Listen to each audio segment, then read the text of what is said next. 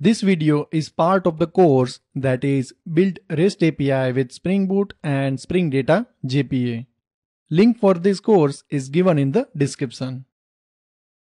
Hello and welcome back. In this course, you will learn to build the REST APIs with Spring Boot. So we have already seen what is REST API, why we need REST API, and the difference between REST API and SOAP. We have also seen the JSON data format that we are going to use with our REST APIs for this course. Now let's talk about Spring Boot. So Spring Boot is not a separate framework. It is basically based on the Spring framework only. So whatever features Spring framework provides, right, like dependency injection, inversion of control, auto-wire annotation and all, the same are available in Spring Boot as well, because it's not a separate framework. It is just based on the Spring framework only. So the first thing you may be thinking that why we need Spring Boot. So if you have worked with the Spring framework, or say for example with Spring MVC, then you may be aware that we need to do lot of configuration with our Spring MVC, or if you are using Spring framework based application. Either it can be XML based or annotation based. You also need to provide the dependencies in your pom.xml, or say for example you are using Gradle, then inside build.gradle file. So a lot of configurations required, while in the Spring Boot you just need to provide the Spring Boot parent dependency, and that will give you all the dependencies that required in your Spring Boot application. Now let's talk about the configuration. So in Spring Boot, you require very less configuration. It can be database connection with JDBC or any other thing. You don't need to put much efforts in the configuration with Spring Boot application, and you can focus on your functionality that your Spring Boot application is meant and you are creating for it. So with Spring Boot, you much focus on the business side and the functionality of the application, and very less on the configuration side. So as we are focusing on the business logic and the functionality of application, we are making our application for production ready. Obviously, whatever application you are creating, right, that is meant to be live, basically on the production environment, correct?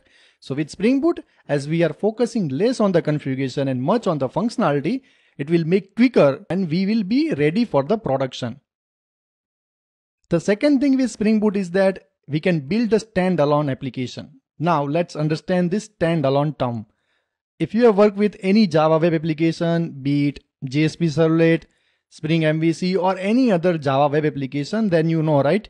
We build our application as WAR file, that is web application archive, and then we are looking for any external server and we deploy our WAR file on that server. So for our Java web application, we need external server. We are dependent on it. We can't run it standalone, independent. And if we talk about our normal Java application in which we have public static void main, that is our main class, right?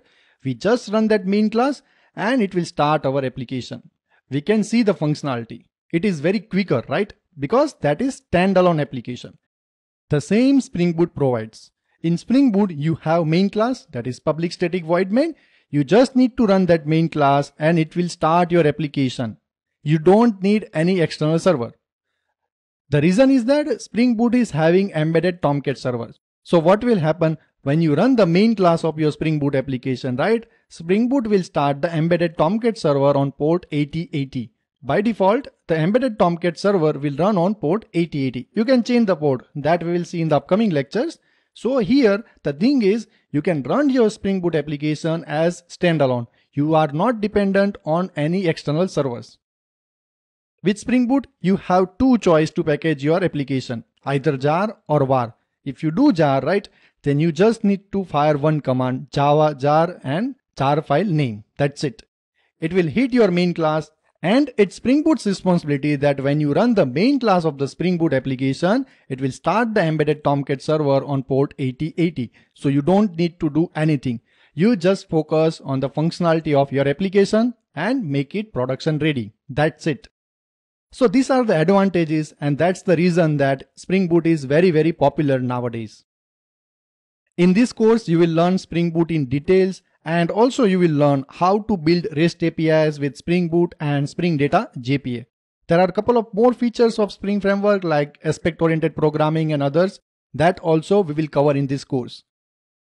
If you like the video, then please subscribe to the channel, hit the notification bell, like the video, do comment in the comment section and share with your friends. If you want to learn how to build REST APIs with Spring Boot and Spring Data JPA, then I am having complete course on it.